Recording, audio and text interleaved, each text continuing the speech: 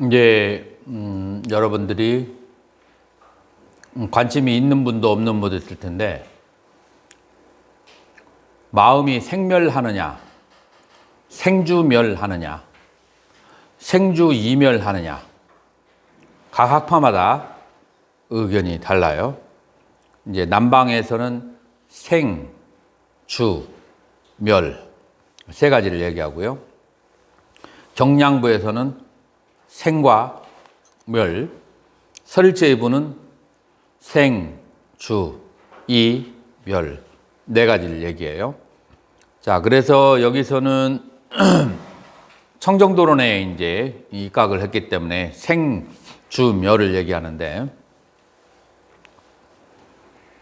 이제 물질이 생하고 그 다음에 머무는 그 순간하고 그 다음에 마음이 생하고 머무는 순간은 같다고 그래요.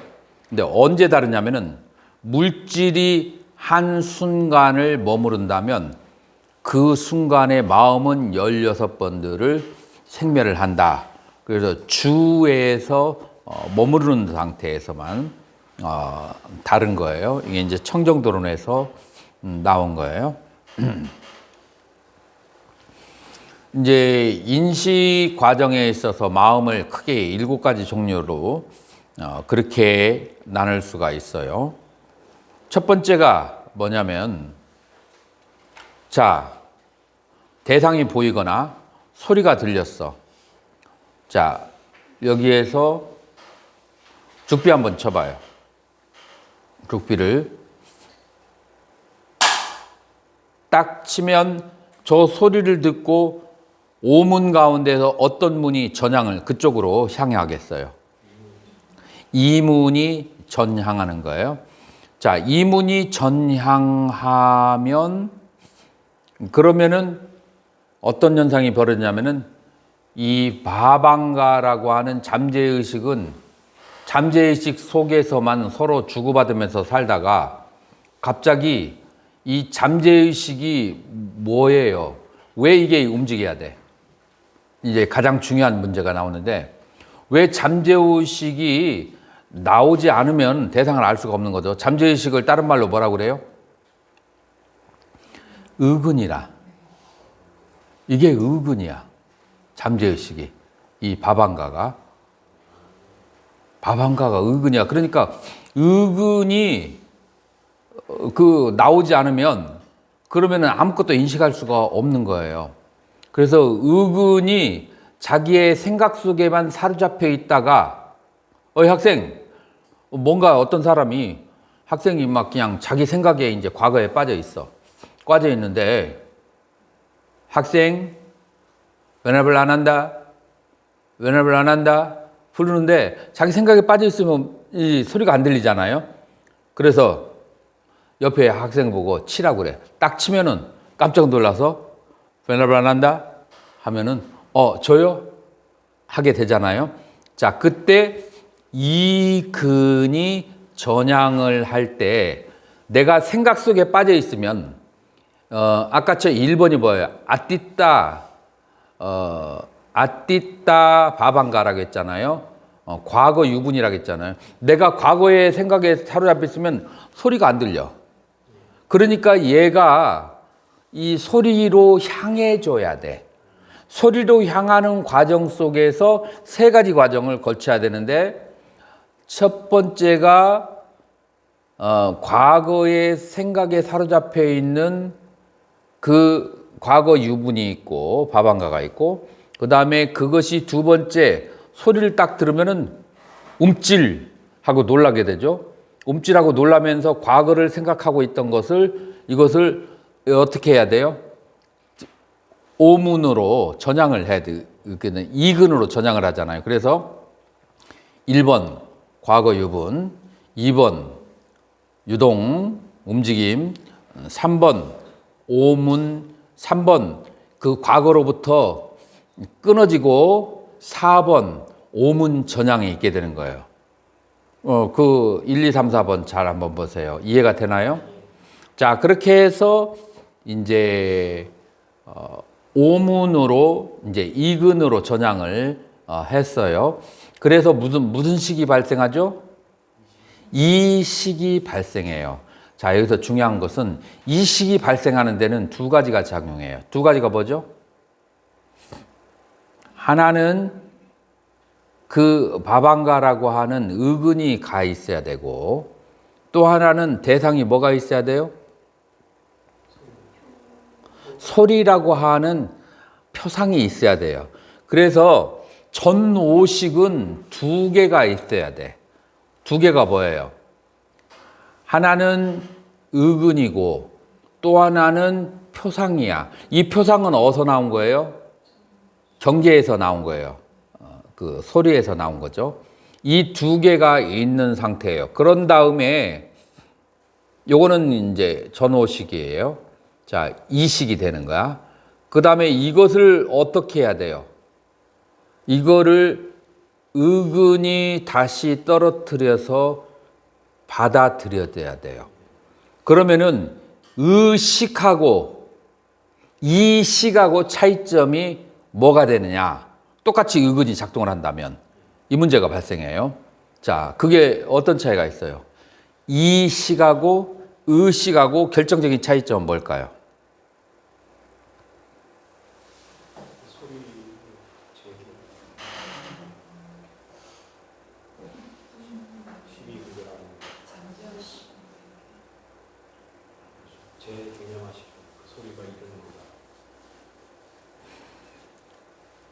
그 전노식은 그 대상이 그 표상이 대상으로부터 온 것이고, 그 다음에 여기서는 벌써 소화가 돼가지고 이 표상이 개념화돼 버린 거예요. 그래서 저 의근의 대상은 개념이라. 그래, 의근의 대상은 개념이고, 지금 여기에서는 철저히 의식만 작용하는 상태예요. 철저히. 저쪽에는 전오식은 반물질 상태라고 한다면 여기는 철저하게 의식의 상태예요. 그래서 의식만이 작용하는 상태예요. 자, 여기에서는 그러니까 다섯 가지 감각기관을 뭐라고 하죠? 전오근. 오근이 더 이상 필요가 없어. 유식으로 말하면 독두의식이야. 유식으로 말하면. 의식 혼자서 작용하는 것이 독두의식이고, 그 다음에 전오식은 반드시 오경과 오근이라는 도구가 있어야 발생하는 것이 전오식이고, 그 다음에 의식은 오근과 오경이 없이도 홀로 그렇게 존재할 수가 있는 거예요. 그래서 이 의근은 이 이식을 받아들이고 조사하고 결정해서, 그래서 이 소리가 나에게 쾌적한지 불쾌한지를 결정하는 상태가 어디예요? 지금 여기에서 속행이라고 하는 데에서 이게 호오를 갈라놓는 거예요. 그래서 호오를 갈라기 때문에 속행에서 업이 발생해요. 그래서 속행 이전의 상태는 중립적이야. 업이 발생하는 상태. 여기도 좋고 싫어하는 시비가 생기는 거예요. 네, 그렇기 때문에 여기서 업이 발생한다. 자, 그래서 오문전향하는 마음이 1번, 그 다음에 그것의 전오식 2번, 그 다음에 받아들이는 마음 3번, 조사 4번, 그 다음에 결정 5번, 그 다음에 속행 6번, 등록 7번. 그래서 마음이 하는 작용은 전체의 16단계 가운데서 7개가 마음이 하는 작용이다라고 하는 거예요. 자, 여기에서 속행의 7단계를 레디사야도의 파라마타 디파니 띠까에서 내가 주석을 했어요. 여러분들이 일반 그 주석서나 설명을 보면 속행의 7단계를 설명해 놓은 데가 아무 데도 없어요. 없어요. 그런데 이제 어디에서 이것을 설명하느냐 하면은, 레디 사야도. 레디 사야도는, 19세기 사람인데, 레디하고 민군, 이 두 사람이 1850년 정도에 태어난 분이거든요. 그런데 이 민군 사야도가 왜 유명하냐면은, 이 사람의 제자가 마하시 사야도야. 그러면은 레디 사야도의 제자는 누구냐면은 우바킹. 우바킹의 제자가 누구죠? 고행카. 그래서 고행카하고 마하시라는 2대 거목을 키워낸 것이 바로 민군하고 그다음에 레디 사야도, 그리고 둘이 아주 굉장히 친한 도반이었어요. 자, 그래서 근세기의 불교 교학과, 테라바다 불교 교학과, 그리고 위파사나의 선풍을 일으킨 사람, 이 두 개를 다 일으킨 사람은 레디 사야도가 되는 거예요. 그래서 이 사람이 굉장히 중요한 분이다 라고 그렇게 말할 수 있는데, 이제 이분이 이제 7가지 속행에 대해서 어떻게 설명했냐면, 이제 인식의 과정에서 먼저 의근이 대상을 바라보고 난 다음에 이러한 7가지 작용을 해서 인식이 발생한다 라고 하는 거예요. 첫 번째가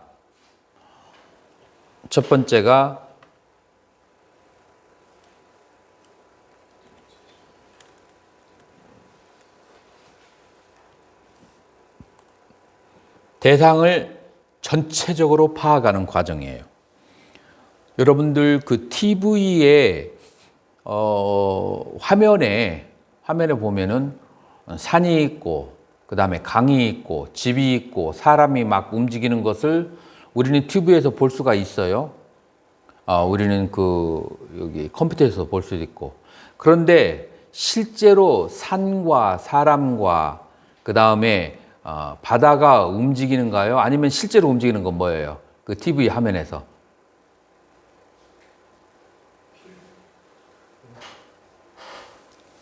실제로 움직이는 것은 뒤에서 빠른 속도로 빛을 쏴주죠. 빠른 속도로 빛을 쏴주면은 그 빛을 이 20인치 화면에다가 그 촘촘하게 다 보내야 되는데, 이 촘촘한 돛을 만드는 거예요. 화면에다가 돛을 만들려면 20인치의 돛을 만들면은 그 몇 개나 될 것 같아요. 야, 이 화면을 빛을 쏴가지고 이 빛으로 이루어진 거예요. TV 화면이라고 하는 것은. 수월 스님 짐작해봐요. 20인치의 화면에 이 돛이 몇 개 정도 될까?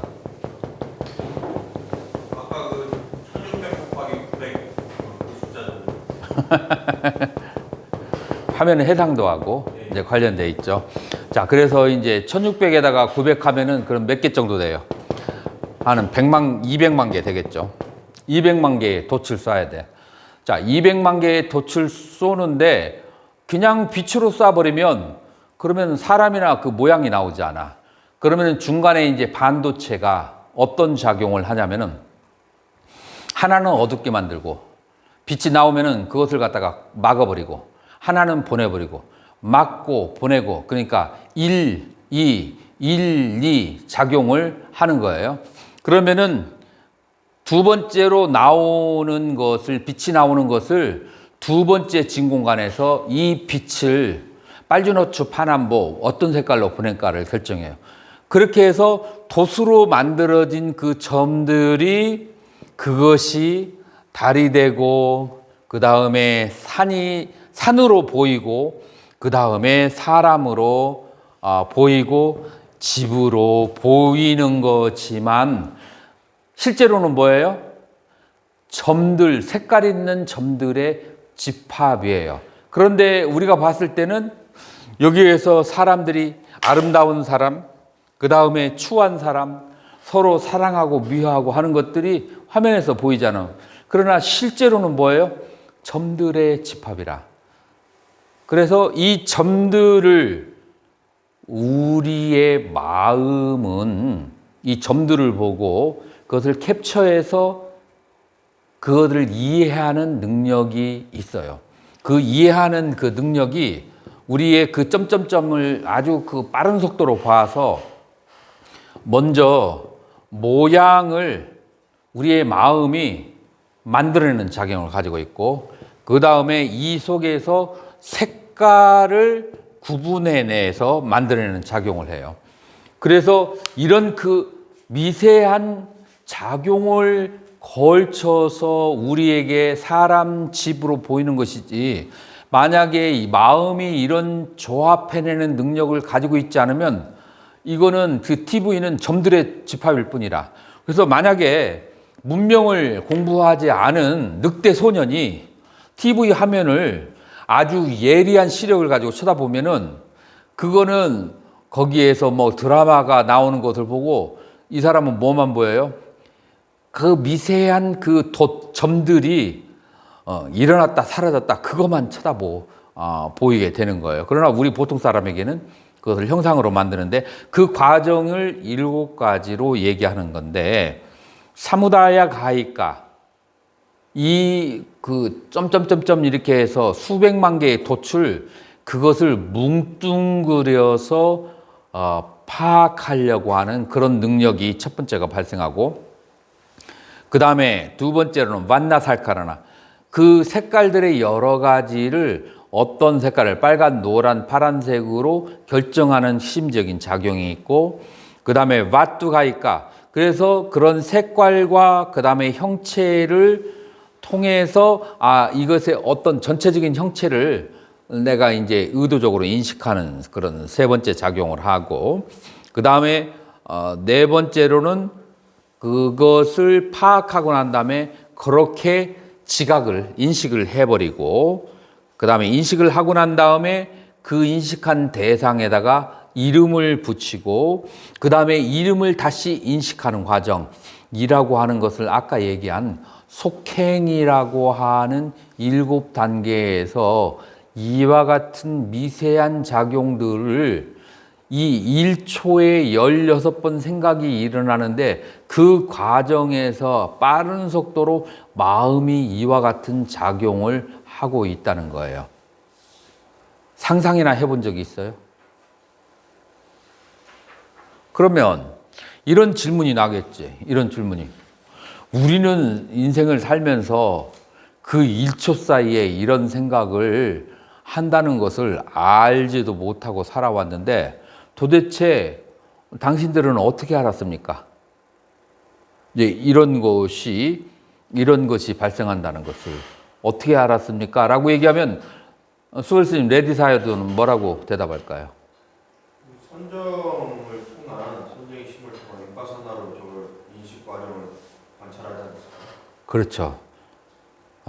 이게 이 사람이 이제 수행자이기 때문에 그 선정의 그 깊은 산배 속에서 그 다음에 그 비파사나의 관찰력을 통해서 지금 이 생멸하는 것을 다 본다는. 그러니까 위파사나를 관찰하는 것이 얼마나 섬세하고 미세한 것을 다 캐치해야 이런 것이 다 보이겠어요.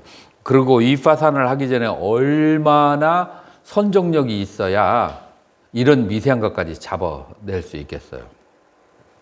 이제 이런 작용을 하는 거예요. 이때 이제 이런 질문이 일어날 수 있어요. 대승에서 공부하는 것은 쉽던데 이거 초기 불교는 너무 섬세하고 복잡하다라고 하는 의문이 날 수 있을까요? 의문이 있어요. 대승이 섬세하지 않다고요.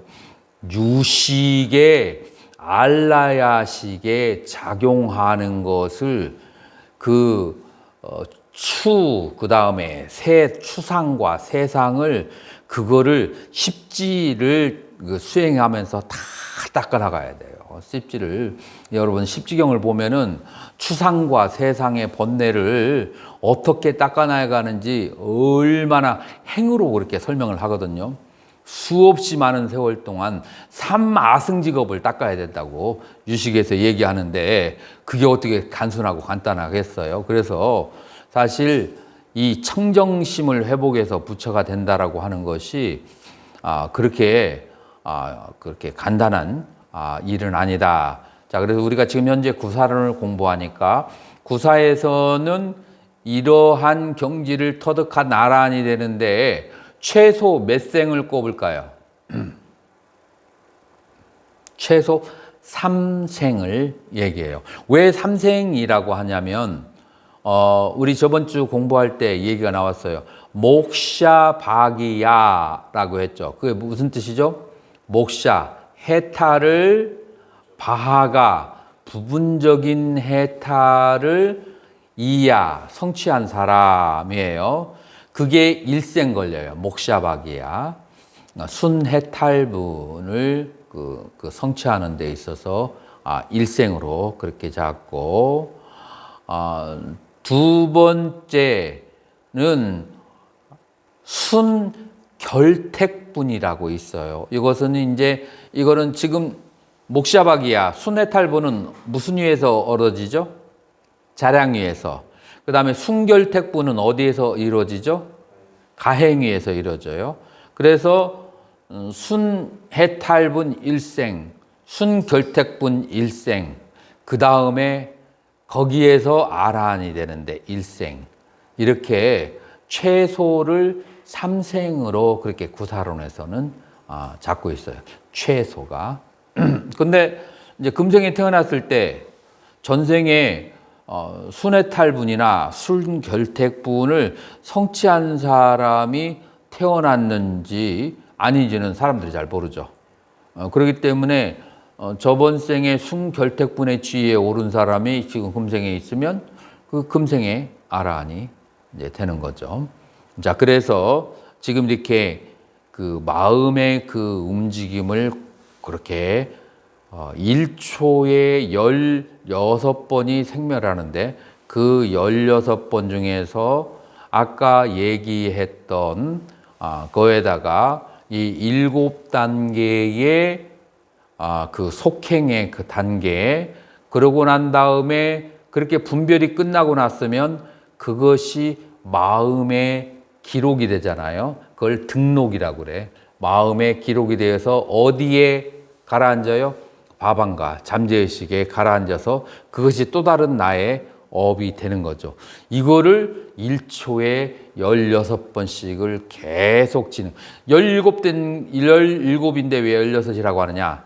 바방가가 어떤 잠재의식에 다른 것을 생각하고 있는 데는 이것과 관련되지 않기 때문에 그건 계산에 치지 않는 거죠. 그래서 16개의 그런 단계라고. 근데 아까 스님이 이제 질문을 했어요. 그러면 5가지 감각기관하고 별도로 의식이 혼자서 작동하는 것이 갈 수는 없느냐라고 질문을 했잖아요. 이것을 유식에서는 뭐라고 하냐면은 독두의식이라고 그래. 홀로 독자, 머리두자에서 홀로서 5가지 감각기관하고 따로 떨어져서 의식이 작동하는 상태예요. 자, 여기에서 이 의근의 대상의 6가지의 경우에는 의식이 5가지 감각기관하고 연결하지 않고 홀로 작동할 수가 있다라고 그렇게 얘기해요. 첫 번째, 예전에 직접 본 것, 그것이 내 마음속에 기억에 남아있어. 그래가지고 그 마음속의 기억을 대상으로 내가 본 것을 대상으로 지금 그것을 생각하고 있어. 자, 그것은 지금 현재 5가지 감각기관이 작동하는 게 아니잖아요. 자, 이게 그래서 1번 독두의식, 마음이 스스로 대상 없이 작용하는 거예요. 두 번째, 직접 본 것을 바탕으로 해서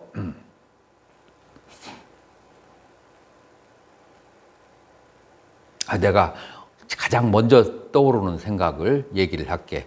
왜냐하면 그것을 이거는 얘기 안 해야 되는데 이건 얘기 안 해야 되는데 이러다 보면은 생각이 아무것도 안 떠올라.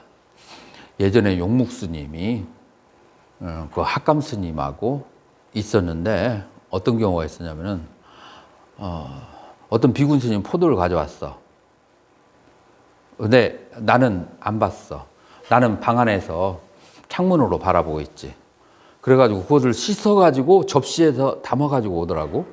그래서 나는 기대하고 있었어. 내 방으로 가져오는 줄 알고. 그런데 그거를 씻어가지고 학감 스님 방으로 딱 가고 갖다 주고 그러고 나더니 내 방으로 오지 않는 거야. 그때 내가 잔소리를 좀 해가지고 좀 관계가 조금 안 좋은 때였거든. 자, 그러면 그 인상은 강렬할까요? 강렬하지 않을까요?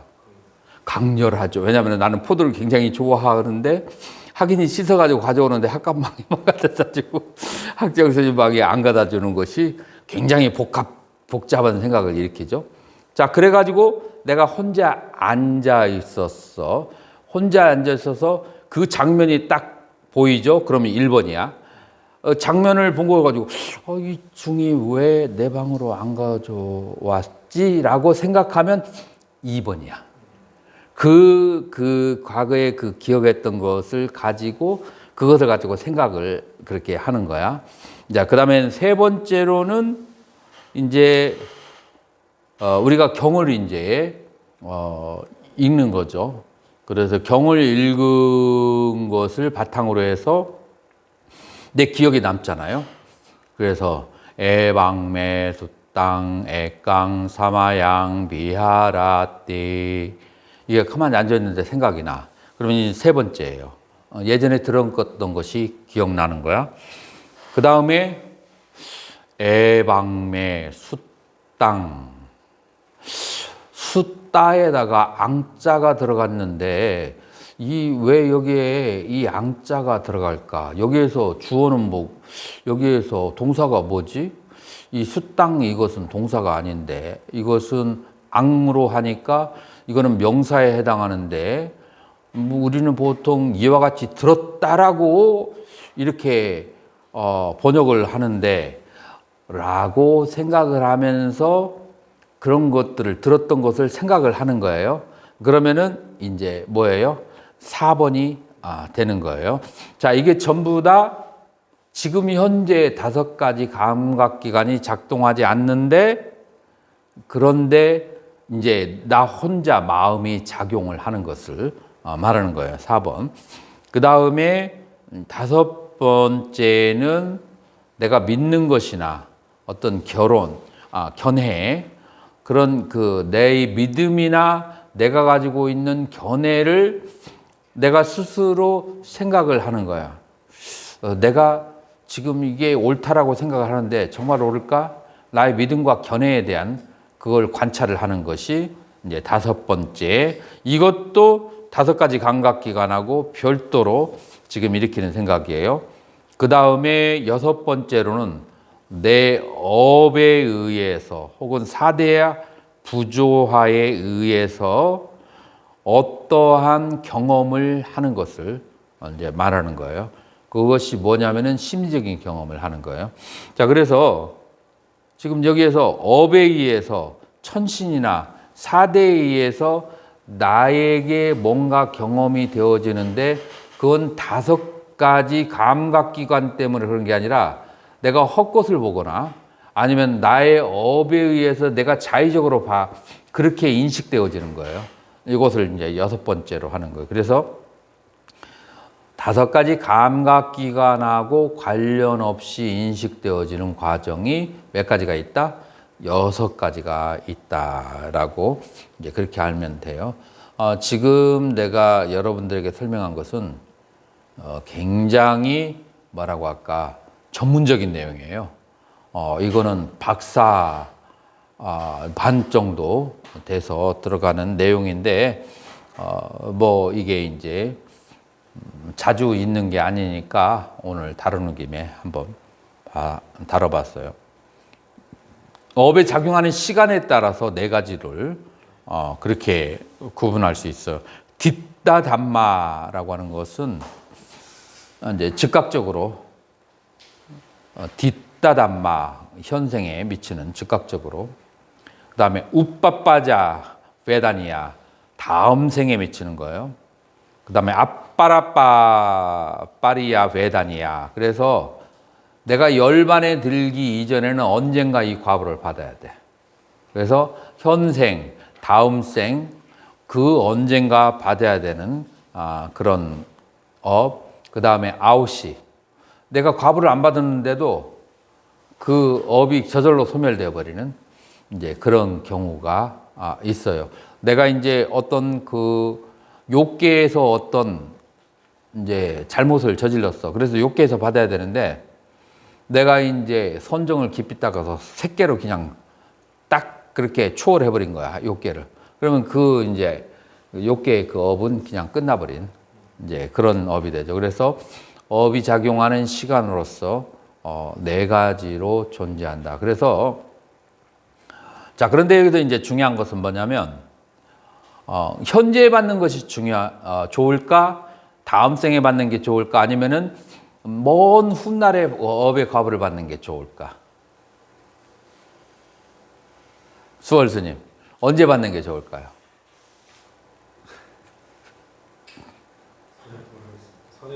예? 자, 그러면 선악으로 나눠야겠지. 악행을 지금 받는 게 좋을까요? 아니면 다음 생에 받는 게 좋을까? 아니면은 언젠가 열반에 들기 전에 받는 게 좋을까?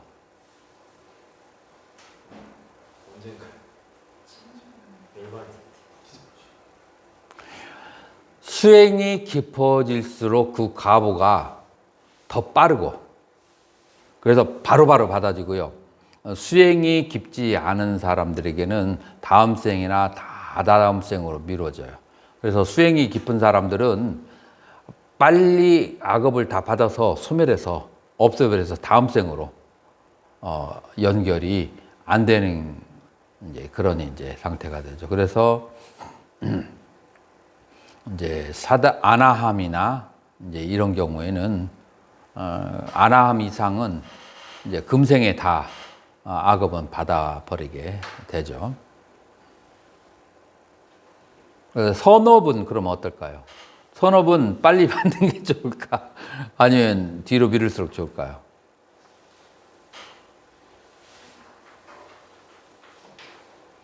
여러분들이 쉽게 이자로 생각하면 돼요.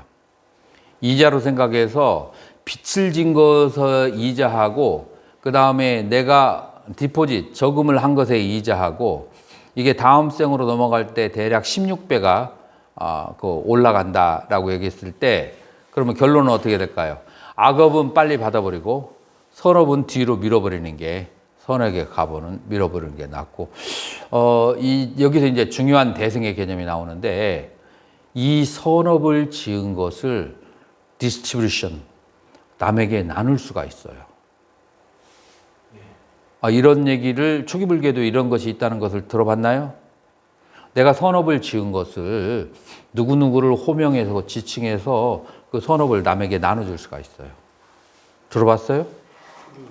초기불교에서. 이 아비담마에서 나와요. 초기불교에서도 선업을 남에게 나눠주는 것이 나와요. 그래서 이것을 대승에서는 어떤 개념으로 연결할 수 있을까? 회양으로 연결할 수 있죠. 이 회양의 개념이 초기불교에도 나와요. 내가 그래서 선행을 한 것을 누군가에게 이름으로 그렇게 나눠주는 그런 것이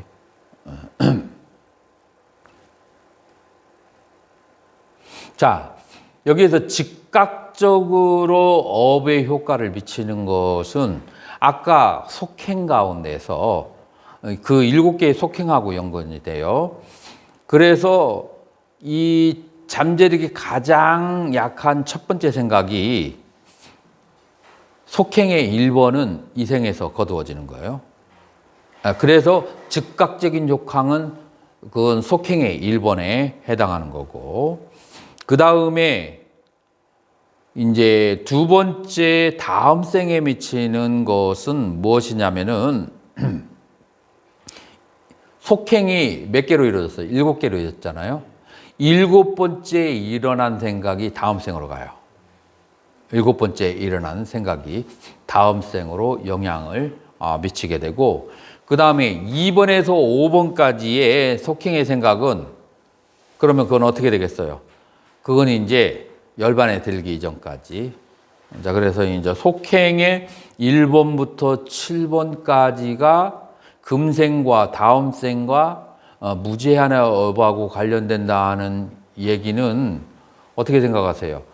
조금 쉬운가요? 어려운가요? 좀 놀랍죠? 이 속행의 7가지가 금생과 후생과 후후생에까지 연결된다는 것이 굉장히 그 수학적이죠.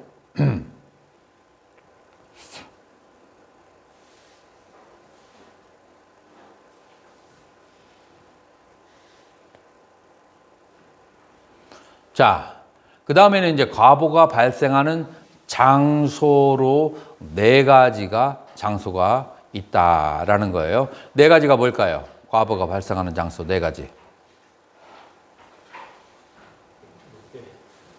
욕계. 그 다음에 욕계를 삼선도와 사막도로 나누고 색계, 무색계 이렇게 해가지고 4가지로 얘기하는 거예요. 자, 빨리어가 어떻게 되냐면 까마로까 쿠살라 깜마. 그 다음에 두 번째가 까마로까 아쿠살라 깜마. 그 다음에 이제 색계는 루빨로까 쿠살라 깜마. 그 다음에 무색계는 아루빨로까 쿠살라 깜마. 이렇게 해서 과보가 일어나는 영역이 4가지로 이루어진다. 뭐가? 응? 악한 행위. 여기가 아쿠살라고, 그 다음에 선한 행위, 쿠살라. 자, 이렇게 4가지로 이루어진다. 자, 감각적 세계에서 짓는 악한 행위는 여러분들이 잘 알다시피, 두념스님, 시박이 뭐야? 시박, 한문으로.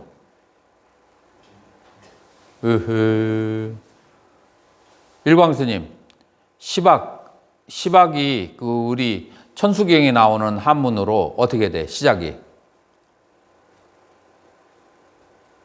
천수경에 나온 순서대로.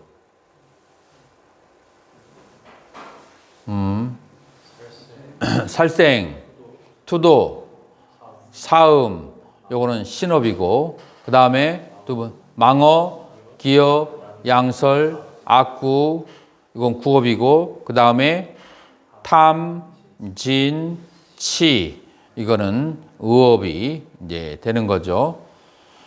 그래서 이제 감각적 세계에서의 그 욕계에서의 그 악은 이제 크게 이제 10가지가 되는 거죠. 자, 무엇을 살생이라고 하는가? 빨리어로는 빠나띠 빠따. 그래서 빠나 하면은 생명이 있는 것이에요. 빠따는 떨어뜨리다라는 거예요. 그래서 생명 있는 것을 목숨을 떨어뜨리는 것, 그것을 살생이라고 한다. 여기서 식물도 포함되나요? 식물은 마음이 없기 때문에 제외되는 거예요. 그러나 비구들은 식물을 해치는 것이 허락돼 있어요? 안 돼 있어요? 테라바다 계에서는 식물을 해치는 것도 허락되지 않았어요. 테라바다 계에서는. 그래서 그런데 우리는 지금 현재 현실적으로 풀을 뽑아야 되는 현실인가요? 아닌가요? 뽑아야 돼요. 그래서 우리는 아라한은 글렀어요. 아라한은 글렀지만 풀을 안 뽑는 선한 행위보다도 풀을 뽑기 때문에 오는 이익, 선한 행위가 더 강해요. 선악으로 했을 때. 그래서 우리는 이런 이제 지금 시대에 살면서는 그런 것을 이제 안 하기가 좀 어려운 세대죠. 2가지 경우가 있을 때는 비구들이 풀을 안 뽑아도 돼요. 하나, 남방처럼 그 남방의 거사들은 자기네들이 해줘요. 스님들이 못하게.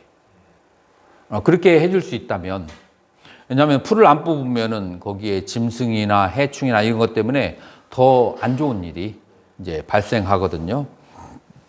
그래서 이제 그렇게 거사들이 해줄 수 있는 사람이 있거나, 두 번째로 이 비구가 어디에 있을 때 알았냐, 숲속에 있으면서 혼자 거주할 때는 그거는 풀을 뽑거나 말거나 그 사람의 이제 일이라. 이제 대중에 살 때는 이거는 그 사람의 일이 아니고 대중의 일이 돼버리기 때문에 또 이제 다른 것이 됐죠. 그래서 살생을 그 형성하는데 5가지 조건이 있어요. 일단 생명이 살아있어야 되고, 이미 죽었는데 가가지고 칼로 찔렸다. 그러면 어떻게 돼요? 살생이라고 할 수 없어요. 우리 그 옛날에 한국에서 그런 사건이 있었어요. 자기는 죽였다라고 생각했는데 나중에 알고 보니까 이 사람보다 먼저 와가지고 죽인 사람이 있어. 그래서 평생을 죄책감에 시달렸는데 나중에 이제 그게 밝혀져서 자기는 죄가 없다라는 것을 알게 된다. 살아있는 생명. 두 번째, 살아있다는 것을 지각하는 능력이, 아는 능력이 있어야 돼요. 세 번째, 의도. 그 다음에 네 번째, 그런 노력이 있어야 되고, 그 다음에 상대방이 완전히 죽어야 돼. 죽지 않고 병신됐다. 그러면 살생은 아니야. 죽이려고 찍었는데, 그러는데, 살아가지고 식물관이 살고 있다. 그러면 이제 그건 살생은 아니야. 그래서 마지막 죽음까지 가야 살생이라고 할 수 있다. 자, 그런데 이 살생에서 여기에 차별이 좀 있어요. 똑같이 죽였다고 해서 업이 똑같지는 않아. 이건 티베트에서는 굉장히 중요하게 해야 되는데, 짐승이 큰 거를 죽일수록 더 업이 크다라고. 이게 아니 조금 달라요. 티베트에서는 작은 짐승들을 여러 죽이는 것을 싫어해요. 예를 들어서 물고기 생선 100마리 하고 그 다음에 소 1마리 하고 하면은 생선 100마리하고 양은 비슷할 거예요. 자, 그럼 티베트에서는 어디를 선호할까요? 소를 선호해요. 그래서 큰 거 하나만 하고 막 수백 개나 되는 생명들을 다치지 말자. 이건 티베트의 그 양식이고, 근데 자이나교에서는 뭘 선호할까요? 작은 것을 수백 수천을 하더라도 큰 걸 건드리지 말아라. 왜냐하면 큰 것을 다치면은 업이 굉장히 크게 온다라고 생각해요. 그래서 대소로 업을 생각하는데 여기 초기 불교도 약간 대소로 생각하고, 두 번째, 같은 사람이라도 성자하고 그 다음에 일반 사람하고 어떤 게 더 큰 업이 될까요? 우리는 이런 생각할 수 있어. 성자는 뭐라고 할까? 악한 마음을 보복하려는 마음이 안 들 테니까 성자를 죽이는 것이 일반인 죽이는 것보다 업이 덜하겠다. 이렇게 생각할 수도 있잖아요. 성자는 보복하려는 마음이 없으니까. 근데 성자가 보복은 안 해도 인과의 법칙에 의해서 그거는 이제 큰 대업이 된다. 그래서 이제 살생에도 이제 대소가 있어요. 그 다음에 살생의 과부는 이제 알다시피 단명과 질병, 그 다음에 사랑하는 사람이 일찍 죽어버리는 거야. 그 다음에 도둑질. 요거는 내가 보기에 여러분들이 읽어봐도 이해할 것 같아요. 수월스님 한번 빠르게 읽어봐요. 도둑질에 필요한 5가지 조건.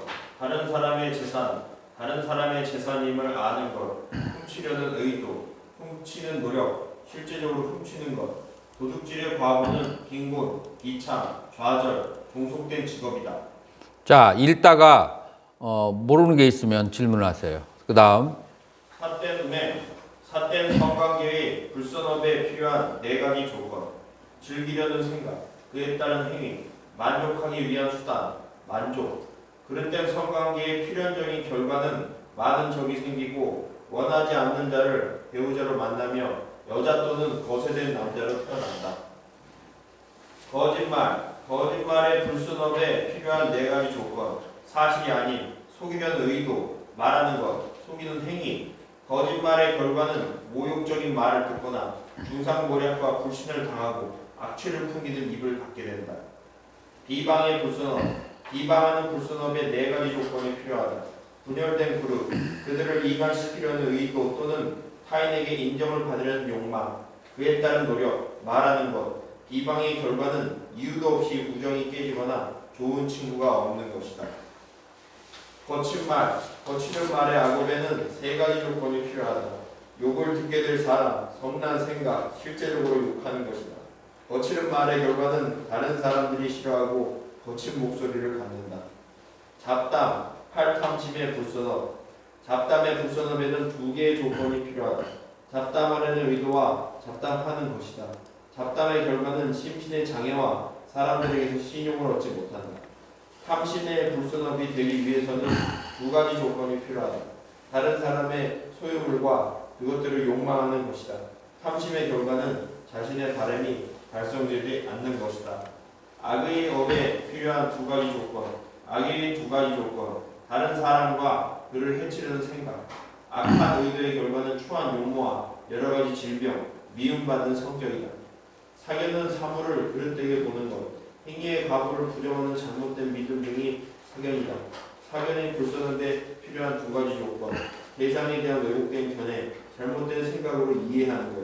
잘못된 견해의 결과, 천한 욕망, 지혜의 부족, 아둔함, 만성적 질병, 이남 받을 만한 생각이다.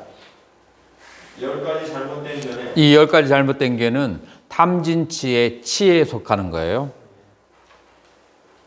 보시를 해도 과부가 없다. 인색하지 않은 보시에 공덕이 없다. 선행에 공덕이 없다. 선악의 행위에 과부가 없다. 현재는 과거의 과부가 아니다. 현재의 행위가 미래의 과거에 영향을 미치지 않는다. 어머니나 아버지는 없다.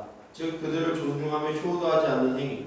죽으면 모든 것이 끝난다. 이 세계에서 다른 세계를 윤회하는 업의 과보를 깨달은 성자는 없다.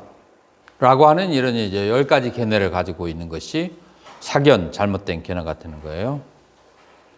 감각적 세계의 선행, 공덕을 쌓는 행위에는 10가지가 있다.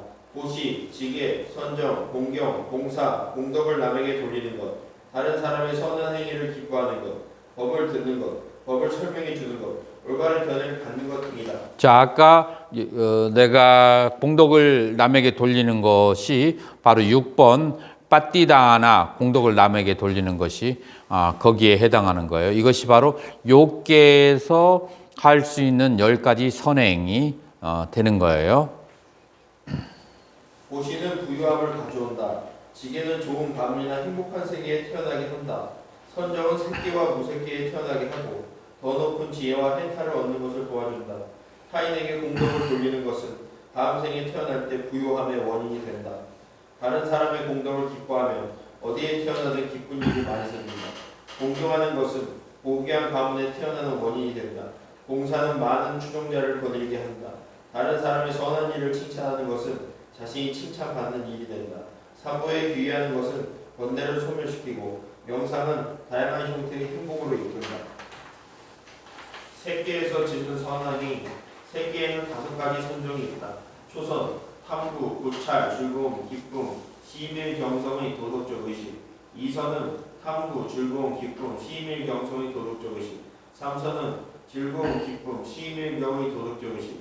4선은 기쁨과 시밀경성. 5선은 평정과 시밀경성이 있는 도덕적 의식. 자, 우리 보통 4선으로 알고 있는데 여기서는 5선으로 얘기했어요. 그 이유가 뭔지 알아요?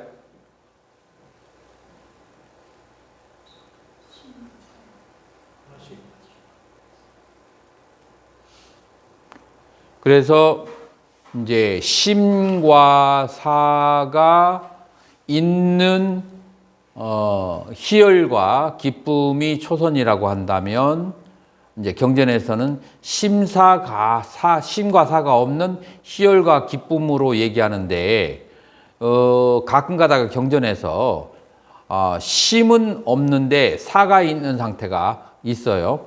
그래서 나중에 후대의 아비담마에서 심은 없고 사가 있으면서 희열이 있는 이런 4가지 심소가 있는 상태를 2선으로 그렇게 이제 만든 거예요. 그래서 아비담마에서는 이제 5선으로 얘기하고 그 다음에 경전에서는 4선으로 보는데 그것은 이제 심사를 하나로 본 것과 둘로 나눈 것과의 차이점인데 전체적으로는 똑같다고 볼 수가 있어요. 다음. 무색계의 선한 행위, 네 개의 무색계의 선정은 무색계에서 그의 선언하는 과거를 갖고 있다. 무한한 공간에 머무는 도덕적 의식, 무한한 의식에 머무는 도덕적 의식, 무에 머무는 도덕적 의식, 지각이 있지도 없지도 않은 도덕적 의식. 자, 이렇게 해서 우리는 5가지의 그런 이제 세계에서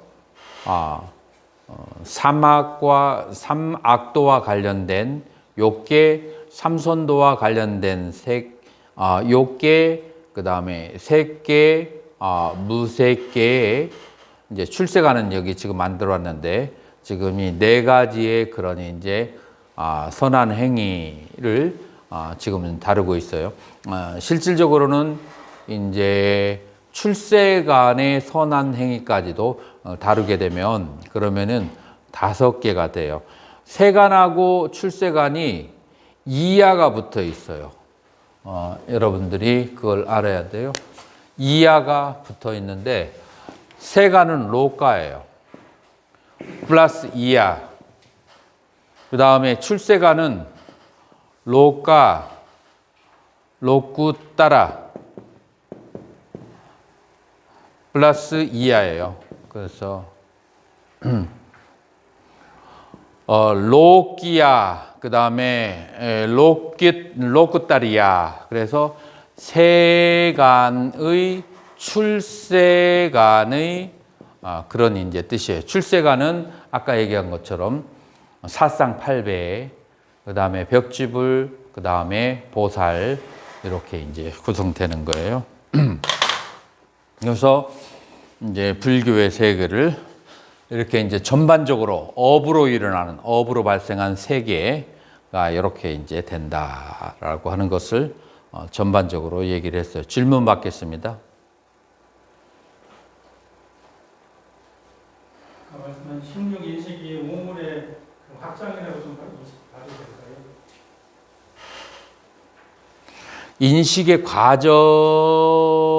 과정인데 여기에서 오운으로 구별하기는 조금 힘들어요. 오운하고 다른 인식의 과정을 좀 발전시켰다고. 인식의 과정이고 이제 오운이라고 하는 것은 오운은 인식의 과정이 아니죠. 예를 들어서 오운 가운데에서 색수상 할 때 상 있잖아요. 그 상이 일어나는 그 과정을 16단계로 나눈 거예요. 오운이 아니라 이 상이 일어나는 단계를.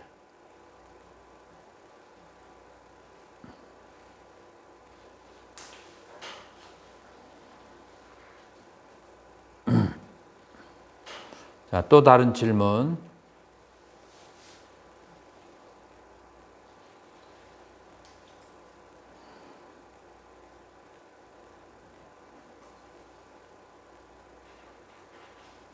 자, 그러면은 업을 가지고 레포트를 쓰는 사람은 아주 쉬워요.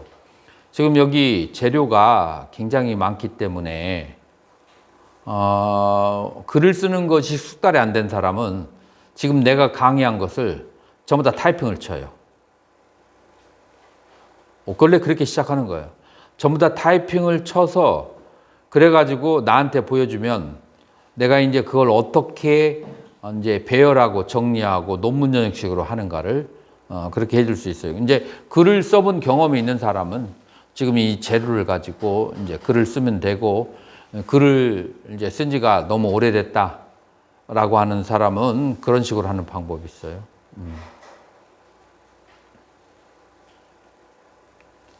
자, 그러면은 이것으로